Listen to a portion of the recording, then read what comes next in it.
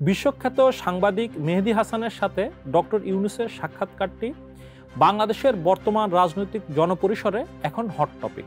এই সাক্ষাৎকারের সবচেয়ে আলোচিত অংশটি হলো আওয়ামী লীগের ভবিষ্যৎ নিয়ে।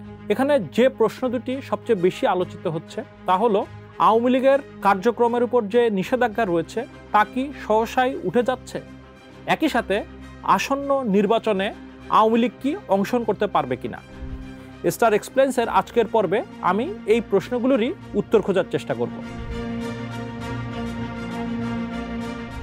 আওয়ামী লীগের কার্যক্রমের উপর যে নিষেধাজ্ঞা এটা উঠে যাওয়ার ব্যাপারে ডক্টর ইউনূস মেহেদী হাসানকে কি বলেছেন।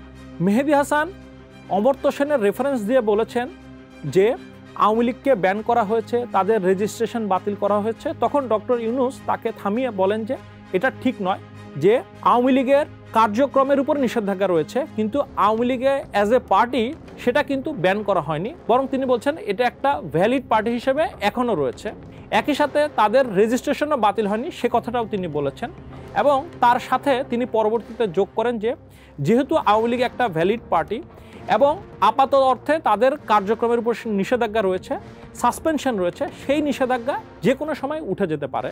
তো তিনি যেভাবে বলেছেন যে any time they will be unsuspended, তো এটার মধ্যে এক ধরনের একটা সহসাই ঘটনা ঘটতে পারে, সামনেই আমরা হয়তো বিষয়টা দেখব, এইরকম একটা ব্যাপার রয়েছে বলে বাংলাদেশের জনপরিসরে আলোচনা এবং সমালোচনাও শুরু হয়েছে। এখন যদি আমরা এই বাস্তবতাটা খেয়াল করি তাহলে কি দেখতে পাই। প্রথমে আমরা মে মাসে যে গেজেট দিয়ে আওয়ামী লীগকে নিষেধাজ্ঞা আরোপ করা হয়েছিল তার যদি বক্তব্য খেয়াল করি, সেখানে কিন্তু স্পষ্টভাবে বলা আছে যে আওয়ামী লীগের নিষেধাজ্ঞার মূল কারণটি হলো আওয়ামী লীগের তার মূল দল এবং তাদের যে বিভিন্ন তাদের যে সহায়ক যে বিভিন্ন আরও শক্তি রয়েছে, তাদের দলের যে বিভিন্ন অঙ্গ সংগঠন রয়েছে, তাদের যে কর্মীরা, তাদের যে বিচার প্রক্রিয়া চলছে সেই বিচার প্রক্রিয়াকে আওয়ামী লীগ বাধাগ্রস্ত করার ষড়যন্ত্র করছে। একই সাথে যারা এই জুলাইয়ের অভ্যুত্থানে অংশগ্রহণ করেছে তাদের উপর বিভিন্নভাবে আক্রমণ করা, এই বিভিন্ন মামলার যে সাক্ষীরা রয়েছে তাদের উপর বিভিন্ন দ্বারা হামলা করা, সেগুলোর তারা ষড়যন্ত্র করছে। এবং সর্বোপরি দেশের সার্বভৌমত্ব, দেশের নিরাপত্তা, সেগুলোকে লঙ্ঘন করার, সেগুলোকে হুমকির মুখে ফেলার তারা ষড়যন্ত্র করছে।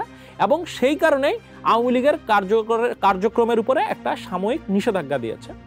এবং একই সাথে সেখানে এই নিষেধাজ্ঞা কখন উঠতে পারে সেই বিষয়ে একটা ইঙ্গিত আছে। সেখানে বলা হয়েছে এই যে আওয়ামী লীগের বিভিন্ন কর্মী, তাদের নেতা, তাদের যে বিচার প্রক্রিয়া চলছে আইসিটিতে, সেই প্রক্রিয়া শেষ না হওয়া পর্যন্ত তাদের এই নিষেধাজ্ঞা এটা উঠবে না। অর্থাৎ এই প্রক্রিয়া যদি শেষ হয় তখন হয়তো উঠতে পারে, এইরকম একটা ইঙ্গিত সেখানে আছে।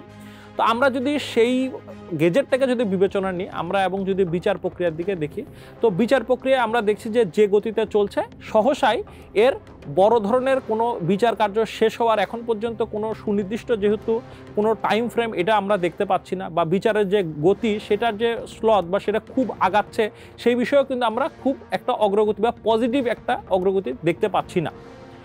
বরং আমরা যে জিনিসটার কথা একভাবে বলা হয়েছিল যে দেখা যাচ্ছে যে প্রধান তাদের যে নেতাকর্মী তাদের হয়তোবা কিছু বিচার হচ্ছে, যেমন শেখ হাসিনার আমরা দেখেছি যে তার যে সাক্ষ্য গ্রহণ প্রক্রিয়া সেটা শেষ হয়েছে, এরপর জেরার প্রক্রিয়া সেগুলো শুরু হবে। তো ফলে সেটাও আসলে একটা লম্বা সময় ধরে চলবে। এর বাইরে আমরা অন্য কোনোভাবে এই যে একটা কথা এসেছিল যে একটা রিকনসিলিয়েশনের একটা ব্যবস্থা, অর্থাৎ যখন বিভিন্ন দেশে দেখা গিয়েছে গণহত্যার পরে ওই গণহত্যার সাথে যুক্ত রাজনৈতিক দল বা রাজনৈতিক গোষ্ঠী তাদেরকে হয়তো পুরোপুরি বিচার করা কখনোই সম্ভব হয় না, কিন্তু তাদেরকে সোসাইটির মধ্যে অ্যাডপ্ট করার একটা রিকনসিলিয়েশনের প্রসেসের মধ্যে দিয়ে যায়, যাতে তারা তাদের কার্যক্রম বা যারা তাদের ওই ধরনের কার্যক্রমের সাথে যুক্ত ছিল তারা সোসাইটিতে আবার তাদের স্বাভাবিকভাবে জীবনযাপন কার্যক্রম সেগুলো শুরু করতে পারে। তো বাংলাদেশে সেই প্রক্রিয়াটা কিন্তু এখন পর্যন্ত আমরা দেখিনি। ফলে ওইভাবেও যে আওয়ামী লীগের একটা রিকনসিলিয়েশনের মধ্য দিয়ে হয়তো তাদেরকে একটা সাধারণ ক্ষমা বা তাদের কিছু অংশের বিচার, কিছু অংশের ক্ষমা বা এই যে বিভিন্ন যে বক্তব্য বলা হচ্ছে সেটার কিন্তু আমরা আসলে কোনো প্রক্রিয়া নেই। তো ফলে তার মধ্য দিয়ে আবার আওয়ামী লীগের কার্যক্রম শুরু হবে সেটাও বলা যাচ্ছে না। তবে এখানে একটা ইন্টারেস্টিং ব্যাপার, ডক্টর ইউনূস কেন তারা তাদের কার্যক্রমের নিষেধাজ্ঞা সেটার উপরে বলতে যে মেহেদী হাসানকে বলেছেন যে এই রাজনৈতিক দলটির নেতাকর্মীরা এখন পর্যন্ত তারা যে গণহত্যা সংগঠিত করেছে জুলাইয়ে সেটার জন্য তাদের মধ্যে কোনো ধরনের অনুশোচনা বোধ নেই। একই সাথে তারা যে কাজটি করেছে সেটারও তারা দায়িত্ব নিচ্ছে না। অর্থাৎ তিনি কিন্তু এক ধরনের রিকনসিলিয়েশনের একটা কথা বলছেন মনে হচ্ছে। অর্থাৎ যদি আওয়ামী লীগের শীর্ষ নেতৃবৃন্দ তারা যদি তাদের এই রেসপন্সিবিলিটি স্বীকার করতো, তারা যদি দুঃখ প্রকাশ করতো, তাহলে কি রিকনসিলিয়েশনের প্রসেস শুরু হতো কিনা সেটার এক ধরনের এখানে একটা আলোচনা উঠতে পারে। কিন্তু আমরা বর্তমান যে বাস্তবতায় দেখেছি সেই ধরনের রিকনসিলিয়েশনের কোনো ধরনের সুযোগ আমি আপাতত দেখছি না। এর বাইরে আওয়ামী লীগের কার্যক্রম পুনরায় শুরু করার আর যে বাস্তবতা থাকতে পারে তার একটি হলো যে আন্তর্জাতিক চাপ। তো আন্তর্জাতিকভাবে যখন আওয়ামী লীগের কার্যক্রম নিষিদ্ধ করা হয় তখন বিভিন্ন গোষ্ঠী, বিশেষ করে আমরা যদি বলি জাতিসংঘ, মানবাধিকার সংস্থা, তারা এই ব্যাপারে বেশ এক ধরনের তৎপরতা ছিল এবং তারা রাজনৈতিক দলকে নিষিদ্ধ করার বিষয়টার এক ধরনের বিরোধিতা করেছে এবং তারা বলেছিল এর ফলে ভবিষ্যৎ যে গণতান্ত্রিক যাত্রা বাংলাদেশের সেটাই বড় আকারে বাধাগ্রস্ত হতে পারে। কিন্তু সেটাকে ধরে পরবর্তীতে সময়ে বিভিন্ন যেসব গুরুত্বপূর্ণ দেশ রয়েছে যারা বিশেষ করে বাংলাদেশের গুরুত্বপূর্ণ স্টেক হোল্ডার, আমরা আমেরিকার কথা বলতে পারি, ইউরোপীয় ইউনিয়নের কথা বলতে পারি, তাদের দিক থেকে কিন্তু আমরা বিশেষ ধরনের বড় আকারে কোনো চাপ দেখতে পাচ্ছি না। এর বাইরে যদি আমরা চিন্তা করি একটা গুরুত্বপূর্ণ দেশ আছে, সেটা হলো ভারত। এখন ভারত তারা ধারাবাহিকভাবেই ইনক্লুসিভ ইলেকশনের কথা বলছে এবং আমরা বুঝি যে এই ইনক্লুসিভ ইলেকশনের অর্থ হলো যে আওয়ামী লীগও যাতে এই ইলেকশনে অংশগ্রহণ করতে পারে। কিন্তু বাংলাদেশে বর্তমান যে রাজনৈতিক পরিস্থিতি সেখানে এই আওয়ামী লীগের অংশগ্রহণ এবং সেটা ভারতের থ্রু দিয়ে হতে পারে সেটার সম্ভাবনা আমি কম দেখছি। তারপরে ডক্টর ইউনূস এক ধরনের একটা আশঙ্কা প্রকাশ করেছেন মেহেদী হাসানকে।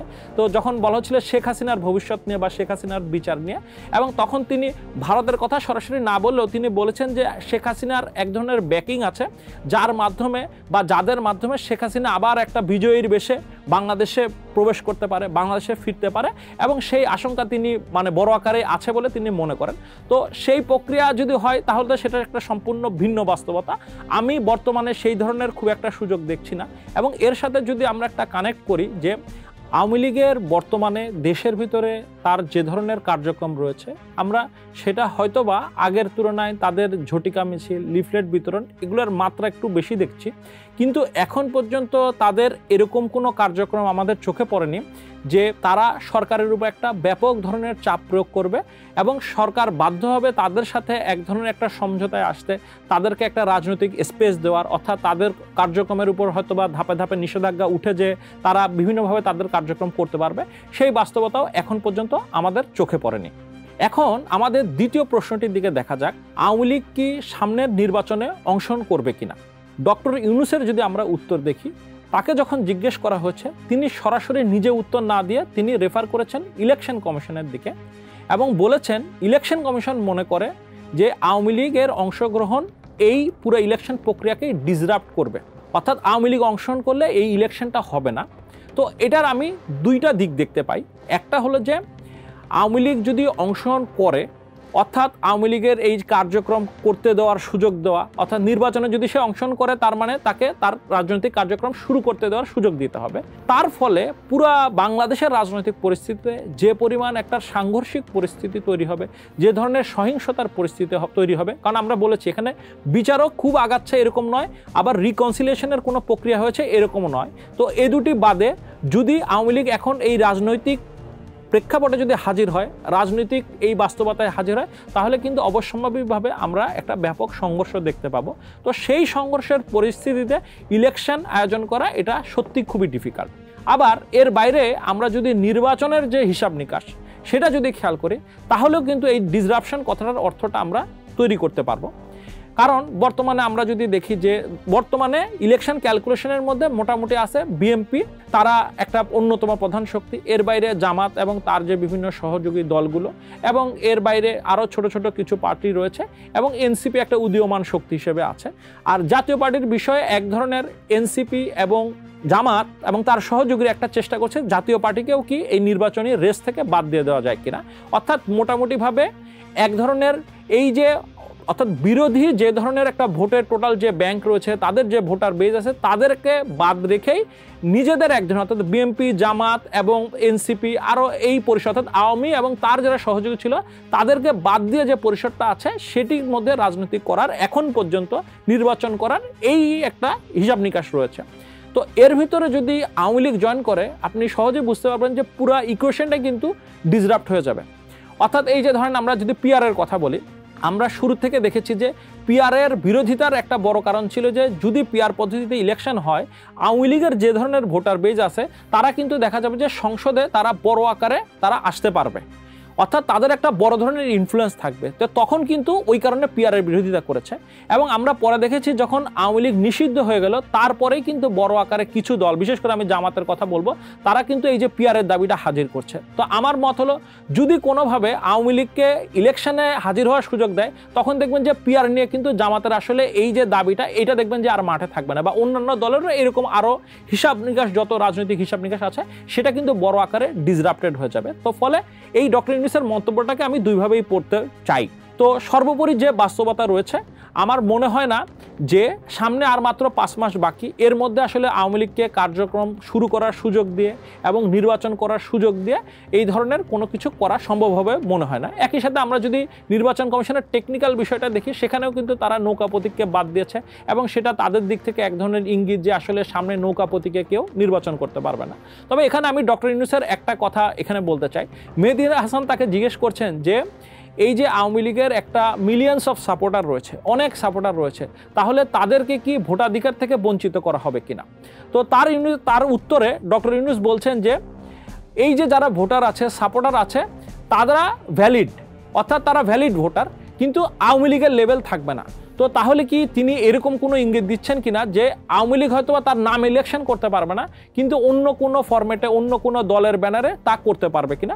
তো এই বিষয়টি এখনো এই আলোচনাটি আমাদের বর্তমান বাংলাদেশের রাজনীতিতে আলোচনা আছে, কারণ আমরা এইসব বিভিন্ন সময় দেখেছি যে রিফর্মড আওয়ামী লীগ, সুশীল আওয়ামী লীগ বা আওয়ামী লীগের অন্য একটা ব্যানারে তারা আসা, এখন এই বিষয়গুলো আলোচনায় আছে, কিন্তু সেটা আসলে কতখানি বাস্তবতা সেটা কিন্তু আমরা বর্তমান অ্যাটলিস্ট আজকে পর্যন্ত যে রাজনৈতিক পরিস্থিতি রয়েছে সেখানে এই ধরনের ঘটতে পারে কিনা সেটা আমি নিশ্চিতভাবে বলতে পারছি না। এটার জন্য আসলে আমাদেরকে আরও অপেক্ষা করতে হবে। তবে একটা বিষয় ঠিক যে আওয়ামী লীগের যে ভোটার বেসটা রয়েছে তাদেরকে টানার জন্য কিন্তু প্রত্যেকটা রাজনৈতিক দলেরই কিন্তু একটা প্রচেষ্টা আছে, কারণ আমরা এটা দেখছি যে আওয়ামী লীগের বিভিন্ন নেতা কর্মী তারা কিন্তু বিভিন্ন রাজনৈতিক দলের শেল্টার পেয়েছে।